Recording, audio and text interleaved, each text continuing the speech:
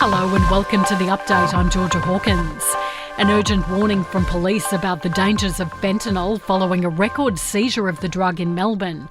11 kilograms of fentanyl has been found inside an industrial wooden lathe from Canada. The drug is 50 times more potent than heroin. People who use illicit drugs can never be certain of what they are ingesting, and this seizure highlights the potentially lethal game of Russian roulette they play. We don't want to see Australia joining the harm and effects to the community that are being experienced in other countries. AFP Acting Commander Anthony Hall there. The federal government is under pressure to speed up approval for thousands of overseas workers still waiting to come into the country. There's warnings the delays could cost the economy $80 billion.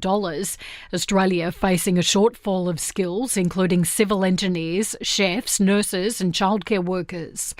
It's been revealed almost $2 billion has been spent on bailing out the state government's Workers' Compensation Fund, iCare. But the Treasurer has been unable to say when thousands of injured workers underpaid will be compensated. The federal government is planning a deep dive into cryptocurrency to make sure Australian customers are informed and protected. The World First Review will look at gaps in the framework and whether the sector needs better regulation, with more than 1 million Aussies having engaged since 2018. And 7-Eleven is the latest retail giant to hike its prices as it's faced with higher operational costs. The famous $1 coffees and Slurpees will rise in coming weeks. In sport, Australian golfer Cameron Smith has been named in the International President's Cup team despite his impending defection to the Live Tour. Adam Scott has also made the 8-man team. Bernard Foley admits he thought his Wallabies career was over after leaving to play rugby in Japan. He's been called into the squad to play fly half against South Africa after a 3-year absence. And Port Adelaide has responded to reports that Essendon will sound out its coach to replace Ben Rutten, who was sacked yesterday. Power President David Koch insists Ken Hinkley won't be leaving to join a club in turmoil.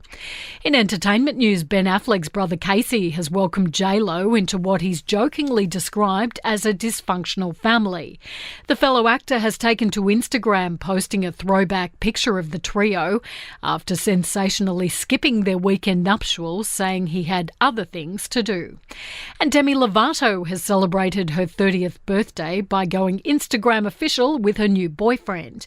The singer sharing a shot of herself and the Canadian artist posing in a bathroom mirror. And that's the latest from the Nova Podcast News team. We'll have another episode of The Update for you tomorrow.